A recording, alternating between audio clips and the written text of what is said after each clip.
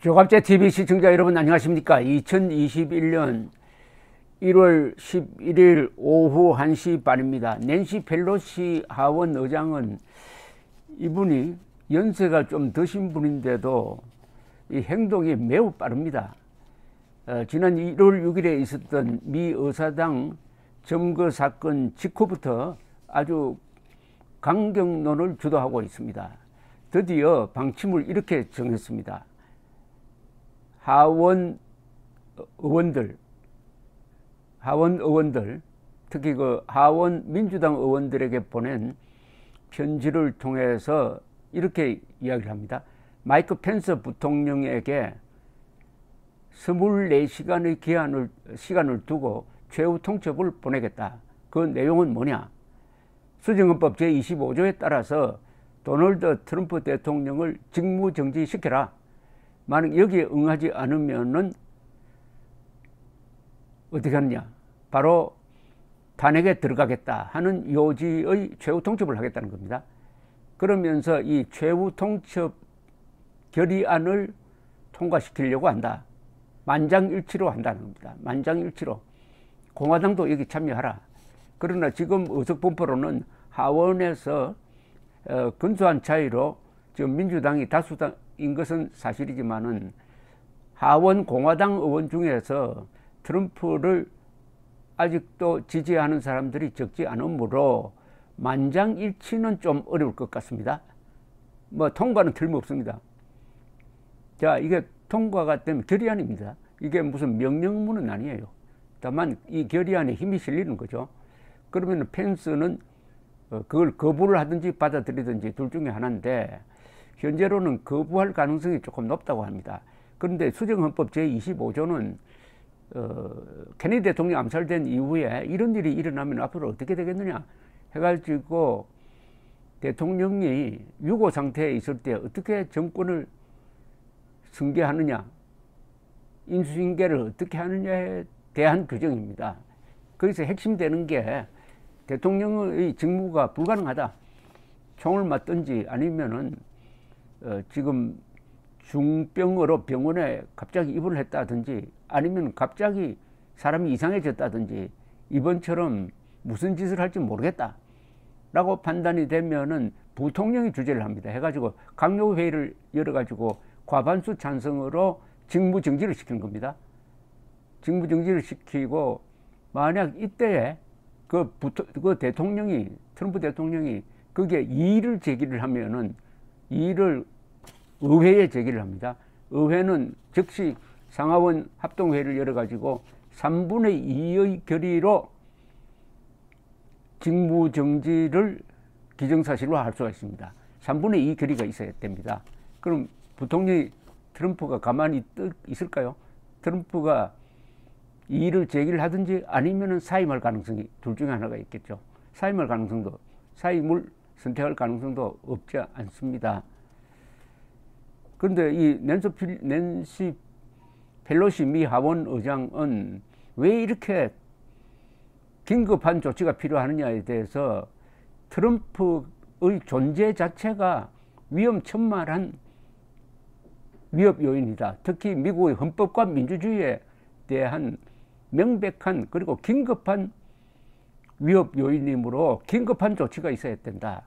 이런 이야기입니다. 그래서 펠로시 하원 의장은 아주 이례적으로 지난 주말에 합참 의장에게 전화를 해가지고 핵미사일 발사 또는 핵폭탄 사용 권한을 갖고 있는 트럼프가 불장난을 하지 못하도록 좀 막아달라는 취지의 이야기까지 했습니다.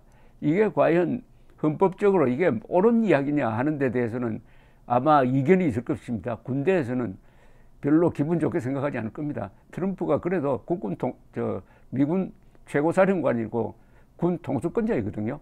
그러나 워낙 위험하게 보이니까 무슨 짓을 할지 모른다. 자, 그런데 이제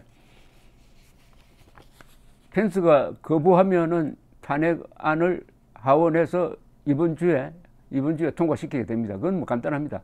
통과시키게 긴급한 사안으로 해가지고 토론을 하루 만에 끝내고 표결을 하면은 통과가 되고 그 다음에 어떻게 되느냐. 그런데 이 민주당의 전략은 일단 통과시킨 결의안을 가지고 있다가 바이든 행정부가 들어서면은, 그때는 이미 트럼프가 물러났습니다. 그 뒤에 한참 있다가 하겠다는 겁니다. 이 신정부가 들어서면 한 100일 동안은 허니문이라고 그래가지고, 미룰 기간이라고 그래가지고, 언론이, 더구나 야당이 신임 정부가 한 3개월 동안 소신대로 할 수 있도록 협조를 해주는 전통이 있습니다. 그 시간에 괜히 이 탄핵 재판을 한다고 해가지고 바이든 행정부의 정신을 혼미하게 할 필요 없다. 그럼 가지고 있다가 한 3개월 뒤에 상원으로 보낸다는 겁니다. 그럼 상원에서 이걸 가지고 재판을 하는 거죠. 그때 상원 사정은 어떻게 되느냐. 상원은 이제 그때쯤 되면은 50대 50이고 부통령이 상원 의장이니까 상원을 누가 주도하느냐 하면 공화당이 주도하게 됩니다. 공화당이 이 의사 일정을, 재판 절차를 상당히 신축성 있게 끌고 갈 수가 있습니다. 그래도 17명의 동조자를 만들어야 됩니다. 공화당에서 17명이 넘어오도록 만들어야 된다는 이겁니다. 그래서 이것의 목표는 뭐냐 하면은 미국 정치의 암적 존재인 트럼프를 완전히 정치적으로 매장시켜가지고 앞으로 정치를 못하도록 한다. 2024년에 출마를 꿈도 꾸지 못하도록 만든다. 그리하여 공화당이 트럼프의 인질 상태에서 벗어나도록 만든다 하는 그런 전략적 목표를 가지고 있다고 보입니다. 자, 이제 탄핵을 하는데 제일 중요한 것은 1월 6일 오후에 있었던 트럼프의 대중연설입니다. 이때 워싱턴으로 몰려온 군중 앞에서 70분 동안 선동연설을 했습니다. 그 내용의 대부분은 거짓말입니다. 부정선거가 없었는데도 부정선거가 있다고 길길이 날뛰면서 우리는 절대로 승복하지 않는다. 우리는 절대로 이 투쟁을 포기하지 않는다. 나와 같이 저 의사당을 향해서 진격을 하자. 우리의 힘을 보여주자. 그리고 be there, will be wild. 거기 가서 아주 난폭하게 한번 놀아보자. 그러면서 펜스에 대해서, 펜스는 부정선거에 대해서는 특별한 규칙을 발동을 해가지고 뒤집어야 한다. 선거인단 표를 뒤집어야 한다 하는 취지의 압박을 계속 펜스에게 하고 있었습니다. 그 순간 펜스는 선거인단이 투표한 것을 확인해가지고 상하원 합동회의에서 바이든의 당선을 공식 선언하는 절차를 진행하고 있었는데, 바로 군중들이 몰려가서 펜스에게 압박을 가해서 펜스로 하여금 선거 결과를 뒤집어 엎도록 하는 압력을 행사하자, 이런 취지의 연설을 했으니까 요게 딱 탄핵 사유가